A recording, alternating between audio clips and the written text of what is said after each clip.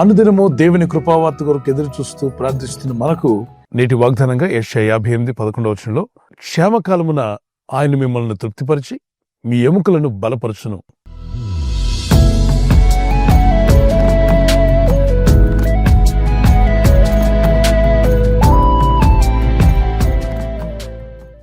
యాకోబు తన పిల్లలతో చెప్తాడు, మనం బయలుదేరి వెళ్ళిపోదాం, మనం ఉన్న ప్రాంతం అంతా కరువు వచ్చేసింది, మరి ఐగుప్తు ప్రాంతానికి వెళ్దామని. ఆ ప్రాంతంలో కరువు లేదు కాబట్టి ఆ ప్రాంతానికి వెళ్ళాలని ఆశపడ్డాడు. ఇక్కడ లేఖనాల్లో మనం గమనిస్తే క్షేమకాలము, కరువు కాలం వచ్చినప్పుడు ఉన్నవాళ్ళకి లేని వాళ్ళకి అందరికీ ఇబ్బంది కలగడమే కాకుండా అన్ని కోల్పోయిన పరిస్థితి ఏర్పడుతుంది. మరి వర్షాలు లేనప్పుడు రైతులకు పంట ఉండదు, పంట లేకపోతే ప్రజలకు ఆహారం ఉండదు. ఈ కరువు కాలంలో అందరూ నష్టపోతారు. అందుకే కరువు వచ్చిన ప్రాంతాన్ని వదిలిపెట్టి ఏ ప్రాంతంలో అయితే కరువు లేకుండా ఉంటుందో ఆ ప్రాంతానికి వలసలు వెళ్తూ ఉంటారు. మరి దేవుని వాక్యం సెలవిస్తుంది, క్షేమకాలం అంటూ వచ్చినప్పుడు, కరువు కాలం వచ్చినప్పుడు నీ జీవితంలో ఆ కరువులో మీరు బాధించబడకుండా క్షేమకాలంలో నేను మిమ్మల్ని తృప్తిపరుస్తాను అన్నాడు. ఆయన చిత్తం నెరవేర్చాలని మనసు కలిగి ప్రార్థిస్తున్న వారికి మీరు భయం చెందవద్దు, దిగులు పడవద్దు, మీ మనసును కృంగదీసుకోవద్దు. ఈ కరువు కాలంలో కూడా, క్షేమకాలంలో కూడా నేను మిమ్మల్ని తృప్తిపరుస్తాను. తృప్తినివ్వగల శక్తిమంతుడైన దేవుడిని ఆయన వాగ్దానం చేస్తున్నాడు. మీ వ్యక్తిగత జీవితంలో, మీ కుటుంబంలోనూ, మీ సేవా పరిచర్యలోనూ, మీరు చేస్తున్న ఉద్యోగంలో కావచ్చు, వ్యాపారంలో కావచ్చు, మీ పిల్లల చదువులో కావచ్చు, కొన్నిసార్లు కరువు ఏర్పడినట్టుగా నష్టము, బాధ, వేదన ఎదుర్కొన్నప్పుడు ప్రార్థించండి. దేవా, నీ ఆజ్ఞలకు నేను లోబడతాను, నీ చిత్తం నెరవేర్చే మనసు నాకు దయచేయమని వాక్య ప్రకారంగా అధ్యాయం అంతా చదువుతున్నప్పుడు మీకు అనేక విషయాలు అర్థమవుతాయి. ఒక వ్యక్తి కరువులో ఉన్నాడు, అయ్యా తృప్తి పొందుకో అంటే తృప్తి వస్తుందా? రాదు. దేవుడు ఆ విధంగా ఒట్టి మాటలు, గాలి మాటలు మాట్లాడు. ఆయన చెప్పాడు అంటే అది నెరవేరుస్తాడు.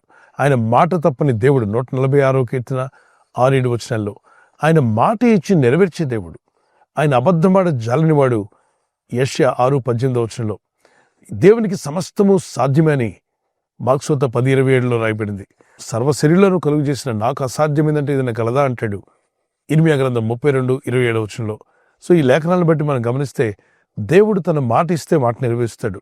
ఆయన ఎందుకు భయభక్తి గల వారితో మాట్లాడుతున్నాడు. మీరు ఉపవాస జీవితము, మీ ప్రార్థనా జీవితము ఇలా మీరు మార్చుకోగలిగితే, నేను చెప్పిన మార్గంలో మీరు జీవిస్తే ఈ విధంగా నేను చేస్తాను. ఏంటది? క్షేమకాలమున, కరువు కాలంలో చుట్టూ ఉన్న వారంతా కరువు కాటకాల్లో ఇబ్బంది పడుతుంటే నీకు, నీ కుటుంబానికి తృప్తి కలిగించే ఆశీర్వాదాన్ని, దీవెనను అనుగ్రహిస్తాడు. అంతేకాకుండా మీ ఎముకలకు బలమును కలుగు చేస్తాడు. ఎముకలకు బలం ఏంటి? కరువు కాటకాల్లో ఎక్కువ మందిని గమనిస్తే ఆస్టియోపోరోసిస్తో బాధపడుతూ ఉంటారు. ఎముకలు గుల్లబారుతూ ఉంటాయి. తినే ఆహారంలో బలం లేదు, మంచి ఆహారం తీసుకోవట్లేదు కాబట్టి అవి బాడీ మీద ఎఫెక్ట్ ఇస్తాయి. ఇక్కడ అంటున్నాడు, అటువంటి కరువు కాలంలో మీ జీవితాలకు తృప్తినివ్వడమే కాకుండా మీ ఎముకలకు బలమును కలుగు చేస్తాను. బోన్స్ వీక్గా ఉండి, జాయింట్స్ చాలా బలహీనతో ఉండి ఇబ్బంది పడుతున్న వారందరికీ యేసుక్రీస్తు వరకు అధికారం గల నామములో మీ ఎముకలకు బలము కలుగును గాక. మరి శక్తినిస్తా అని చెప్పిన దేవుని వాగ్దానం పట్టుకుని ప్రార్థన చేద్దాం. ఒక కీర్తన పాడుకుందాం పిల్లరా. ఎండిన ఎముకలన్నీయు తిరిగి జీవింప చేయుమయా. ఎండిన ఎముకలన్నీయు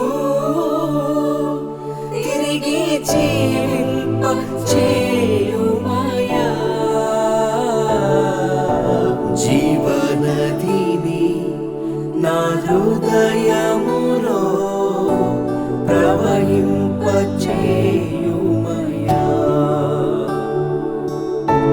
జీవనదిని నా హృదయములో ప్రవహింపచేయుమయా.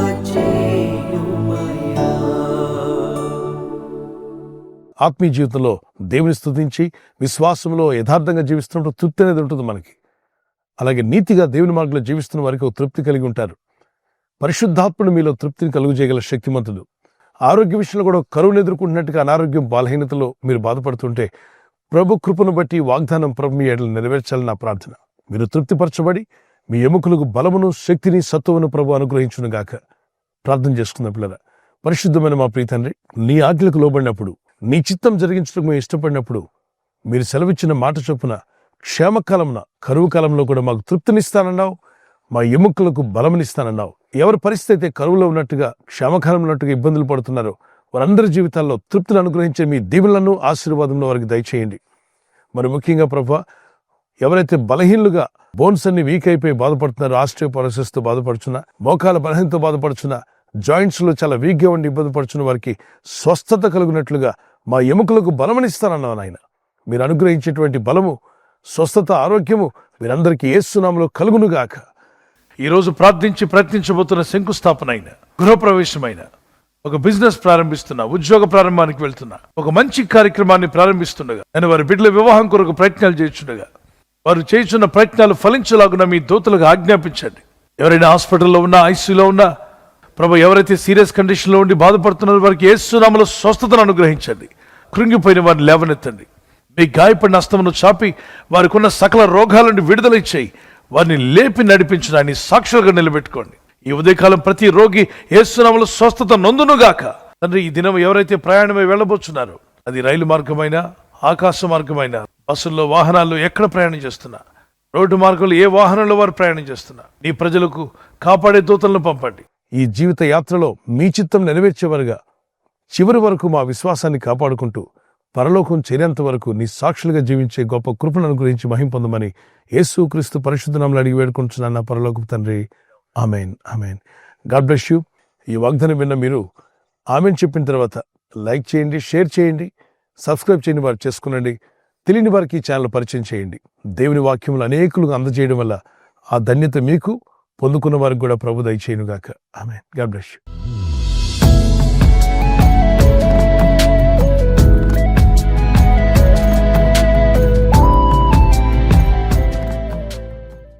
బర్త్డే జరుపుకున్న వారికి happy birthday to you, many more returns of the day.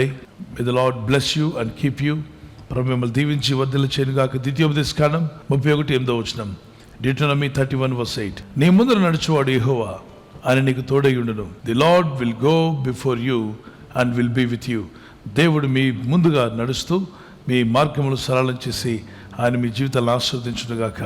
చిన్నలు పెద్దలు మీ నూతన సంవత్సరంలో ప్రవేశిస్తుండగా ద షవర్స్ ఆఫ్ బ్లెస్సింగ్స్ మీ మీదకి రావాలని, మీరు ప్రతిరోజు ప్రతిదినం దేవునితో నడిచేవారుగా, హానోకు దేవునితో నడిచినట్టుగా దేవునితో నడిచే మార్గంలో ప్రభు మిమ్మల్ని బలపరిచి ఆయుర ఆరోగ్యములు యేసు నామములో అనుగ్రహించునుగాక.